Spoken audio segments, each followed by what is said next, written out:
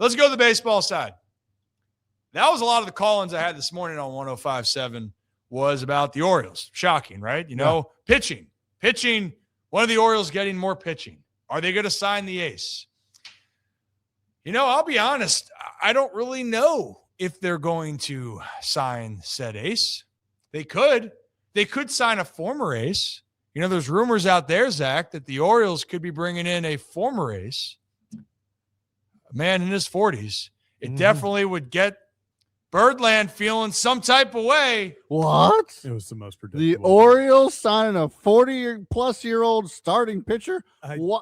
Why would they do such a thing? I can't believe they've never done something like that before. At the beginning of the offseason, I actually put out a tweet about someone tweeting saying the Orioles are in on all the top pitchers, and I said, "Welcome to Birdland, Justin Verlander," and as a complete joke, but it makes sense. Not that it would help. I don't think it would make sense to win, but as an Oriole fan, having sites set up here and then settling for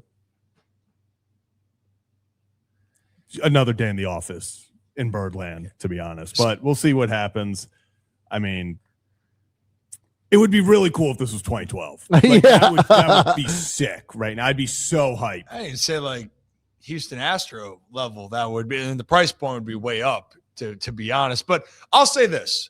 I'm fine with the move. And I know that this is an unpopular opinion right here. I like the move. And for what Brooks said, the problem that people have when there's a 40-year-old pitcher is you're worried, when would the wheels fall off? Yeah. And what happened last year, Charlie Morton had some problems. He was really good for stretches, and he was really bad for other stretches because things weren't connecting the dots for him as far as the physical and the mental was just off for him.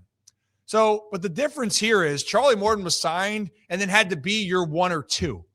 Right now, Justin Verlander, if you sign him, he's going to be your 4 or 5 or 6. So I'm fine with that move, to be honest, because why? Depth. You need pitching depth. And if Justin Verlander can surprise you and do that, then you're going to say, hey, Mike Elias and co, thank you if this deal goes through.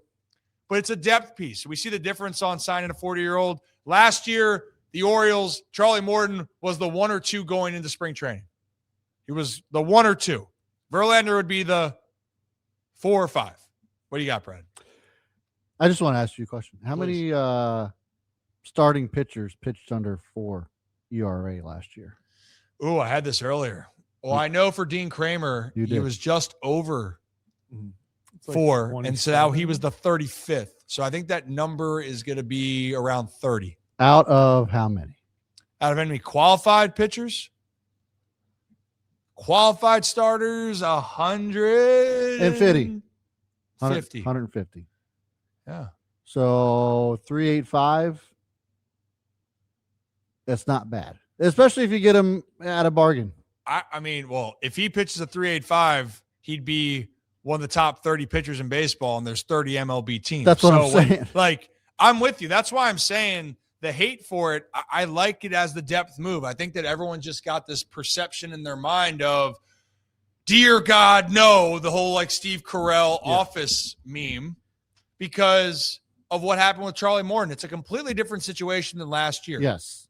But go ahead. I also think that this is just something that the O's are also doing at the same time they're pursuing a top-end pitcher.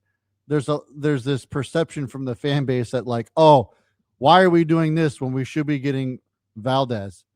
No one's saying that they're not. I think that's just the perception of hey, they're doing multiple transactions at the same time. It's not we'll get Valdez and then worry about whoever later. I think Verlander could get picked up rather quickly because he would be a bargain piece. So in my opinion, I think it's hey, let's just cool it for a little bit. We're adding more depth, which was a big problem last year. Huge. And this is just hey, it's a good move. I don't think it's a blockbuster. Who moves out of the rotation? Who is he better than currently on the rotation? So it would have to, in my opinion, because you're moving Dean. I think you move Eflin. Dino's been the most consistent. Well, but people are going to hate this. The most consistent pitcher for the Baltimore Orioles of the last 3 seasons has been Dean Kramer. And the most innings. Dean just eats up innings, man. Dean, he just eats them up. Dean doesn't go anywhere. Zach Eflin for sure. Right? Like that's what it'd be. So is Eflin out of the bullpen now? I don't know, Jim. I think if you're going to add a guy, it needs to be someone that moves, not just we're hoping this 42-year-old who had a 4.6 ERA between March 25th and July 31st last year. Like all of his metrics and everything are career lows last year. He is a shell of his former self. Now, he was a Cy Young and, one of the top pitchers of his time at that moment, but that was 8 years ago at this point. I mean, I just don't think last year this would have made sense. I think right now with what you have, I don't think Justin Verlander moves the needle at all. He's not supposed to move the needle. That's my point. But then why are we mover? Then that's just a waste. That's making a move to make a move. Now, I would rather trust Zach Eflin coming back, finally feeling himself, because we saw healthy Zach Eflin end of 24. I mean, that was the best pitcher on the Orioles. Right now they have. I just don't think Verlander. I think you need, but here's the thing is, what happened last year, the Orioles pitching?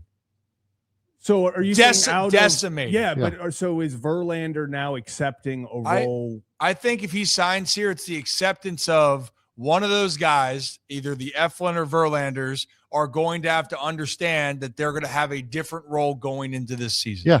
And my guess is, if that's the case, if you're trying to preserve, maybe it's Justin or Eflin's trying to come back and be fully healthy, they make that decision. You're not going to mess with Dean or Boz or Rogers or Bradish. But the problem is that it's proven, at least for the Orioles, they don't have the trust in their starting pitching prospects yet to come up and be the guys. That was the biggest issue last year. Yes. Guys went down. You didn't feel like you had the spots to be filled. I love what Brandon Young could possibly be, but last year that was asking a lot from a guy when he was trying to figure out how to be a big leaguer and the team was playing at a brutally bad stretch over courses of the season. So in this case, do you think they could sign both a Framber and a Verlander? Yes. Yeah. Without question. So, okay, so now who leaves if you sign? But I think if you sign Verlander, they're out on everyone else. Because I just don't see, we can talk about depth, but eventually now depth is turning into a lot of these starters aren't guys that are having options or that you're going to send down. Like you're not going to send Dean or Eflin down to AAA. I know Eflin, we're going to see where he's at the beginning of the year, but I think if you bring in Verlander and then you bring Framber in or you bring someone else in, now it's okay. It's no different, bro. Eflin, unless we go. It's no different than what the Dodgers have done with their depth. It's no different than that. But their depth is Kyle Tucker. Ours is 43. No, we're not talking. We're talking pitching. No, we're talking pitching. Last year, pitching. the reason the Dodgers went to the World Series and won was because of their pitching. How many injuries did they have? And they still went. Yeah, but I just don't see I think for vibes, for like helping young guys, but I just don't think, like you said, we are, he turns 43 in a month and 2 days, month and 1 day. I think if you are going to get somebody, I would much rather them target somebody else just on the market that isn't in their 40s, because we saw last year, Charlie Morton, after he put it together, was incredible. Yeah. And then he shit the bed so bad in Detroit and fell off because age caught up. Like that eventually happened to where he got DFA'd. So it's like which is why I don't think Justin Verlander, wherever he goes, is going to be a bona fide starter. I just don't see that happen. Here's my honest assessment of this. So you're going back to the part, would the Orioles bring Verlander and Framber in? Hypothetically, yes, but realistically, they probably wouldn't do both. Realistically, yeah. But hypothetically, from a depth standpoint, yes, but it all depends on where is Zach Eflin's health in this situation. Yeah. If he feels great going into spring training, then that answer is kind of going to be figured out. I think for Justin, and maybe as soon as we finish this, watch him just sign. Watch that happen with the Phillies. But I think Justin is waiting on what happens here with Framber Valdez. I do, because once that's done, then it's going to be Zach Gallen. Who is going to make a move for Zach Gallen?